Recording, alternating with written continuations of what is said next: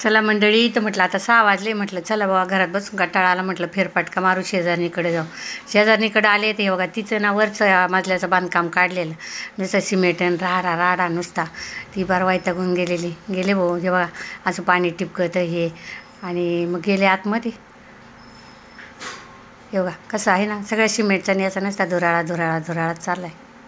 काय करणार आता, हे कामं काढले ना, असं घर एक खाली बांधलेलं आणि वर बांधायचं म्हणलं की अशी राडे होत आहे. जेव्हा हे दारात पोतेन बितेन काय पसारा नाही. तर एरवी इतकं स्वच्छ असतं माहिती का हे घर. आणि आता या बांधकामामुळे झालं आहे त्याचं असं.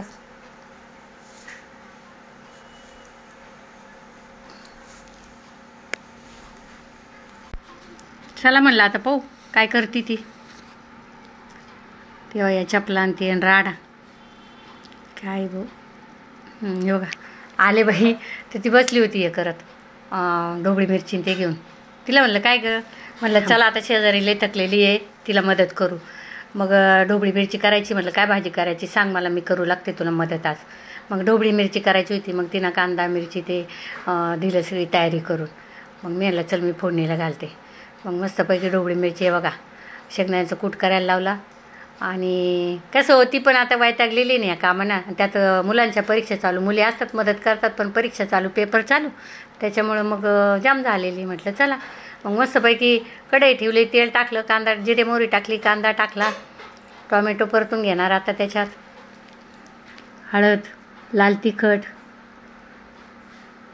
असं थोडं सगळं जे मला वाटलं ते माझ्या पद्धतीनंच करणार होते मी. तिला म्हटलं आता तू बस निवांत तिकडं. आणि मग मी अशा प्रकारे बघा याच्यात आता मिरची टाकून घेतली, थोडी धना पावडर टाकून घेतली, मीठ टाकून घेतलं. आता कांदा छान परतून झाला आहे. आता आपण टॉमॅटो टाकणार आहे. अरे थोडं फार उरलं ताटातलं ते टाकलं पाहिजे नाही का, वाया नको जायला. टॉमॅटो टाकला. आता टॉमॅटो छान परतून घेते. आणि मग नंतर टाकली ढोबळी मिरची. आता हे पहा मस्त कलरफुल दिसते, पाहिलं का मंडळी. आणि आता त्याच्यावर आहे ना मग एक मस्त झाकण ठेवलं वाफायला. तोपर्यंत आहे ना शेंगदाणे भाजलेले होते. म्हटलं चला घ्या खाऊन. शेंगदाणे टाकले तोंडात. नंतर शेंगदाण्याचा कूट टाकला एक वाफ आल्यावर आणि मस्त परतून घेतलं. आता त्याच्यामध्ये वरून टाकायची थोडीशी, आपल्याला काय टाकणार आता, कोथिंबीर टाकायची थोडी. हे पहा मंडळी, त्या दिवशी काय झालं, शेजारणीचं आहे ना कुकरमध्ये, आता कामाच्या गणगणीमध्ये आहे ना जरा होतेच तिचं ते थोडंसं आहे नाही का. तर काय झालं, कुकरमध्ये पाणीच कमी पडलं. आणि मग कुकरचं आहे ना पाणी कमी पडल्यामुळं काय झालं, धडाड दिवशी कुकरचं झाकणच उडालं हो. एवढा इकडं सगळीकडं हो, असं इतका राडा झाला, फार वैतागली बिचारी. मग मला सांगायला लागली अहो काकू असं झालं. मग तिला म्हणलं चल कुकर दुरुस्त करून आणला, गास्केट वगैरे बदलून आणली, परत शिट्टी पण नवी आणली. मग आज तिला म्हटलं चल मी तुला कुकर कसं लावायचं शिकवते, भांडे पण आणले 2. म्हटलं एकाच वेळेस होईल सगळं नाही का. तर आता याच्यात डाळ टाकली, याच्यात तांदूळ टाकलं. आता दोन्ही वरण भात एकाच वेळेस होईल ना. आता कुकरमध्ये पाणी गरम करायला ठेवलं. पाणी कमी टाकायचं नाही कुकरमध्ये, हे तिला आज धडा दिला. तिच्या मागं काय राव की तू लागला काय माहिती, एक नाही ती एक. त्या दिवशी गाडीचा नटट दिला झाला, गाडीचं चाकचं निकडून पडायवर आलं बिचारीच्या. मग मी म्हटलं चल मी आज तुला आहे ना सगळं मदत करते. आणि आज वैतागलेली पण नव्हत्या घराच्या कामानं. मग मी म्हटलं चला बाबा आपण आज गेला थोडंसं नाही का मदत करू. हो जास्त पडलं बरं का होती, सॉरी. पण थोडंसं आता गॅस सांभाळून काय होतंय त्याला, पोटातच जायचंय तसं नाही का. फोडणीत कमी घालू आपण.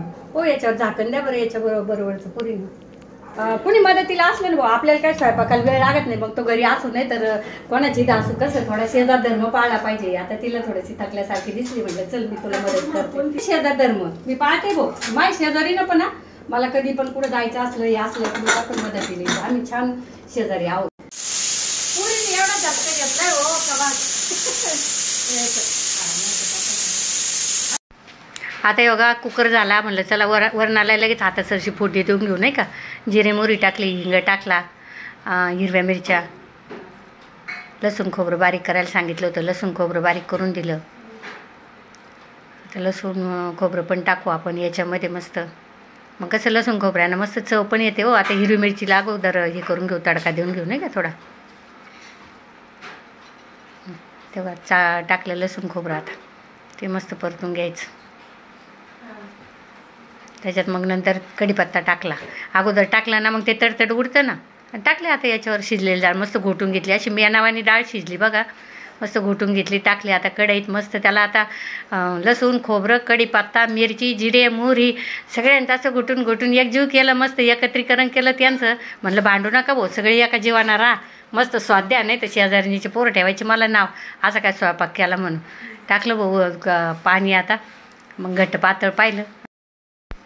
शेजारणीच्या किचनचा घेतला मी ताबा. शेजारी मस्त हॉलमध्ये जाऊन निवांत बसली मोबाईल पाहत. अशा प्रकारे आज शेजारणीची सगळा स्वयंपाक केला. आता मस्त जेवायला बसलो. शेजारी मग म्हणे की नाही आता तुम्ही इथंच जेवून जा म्हणे, नका जाऊ घरी, जेवूनच जा. तिकडून सुनबाईचा फोन आला. सुनबाई म्हणे आई जेवायला. मी म्हटलं नको, आता शेजारीला आग्रह करू राहिली, तिला मान द्यावा लागेल, तिची इथेच जेवते. मग सुनबाई म्हणे की मी गाजराचा हलवा बनवला आई, मी पाठवते तुम्हाला गाजराचा हलवा. मग सुनबाईनं पण गाजराचा हलवा पाठवला. तर चला मंडळी या जेवायला. आणि हे बघा अशा प्रकारे आमचा शेजार धर्म सुफळ संपूर्ण झाला. आज मी केला बरं का, शेजार धर्माचं पालन पुरेपूर केलं. तुम्ही पण शेजार धर्म पाळा, एकमेकाला मदत करत राहा. चला या जेवायला.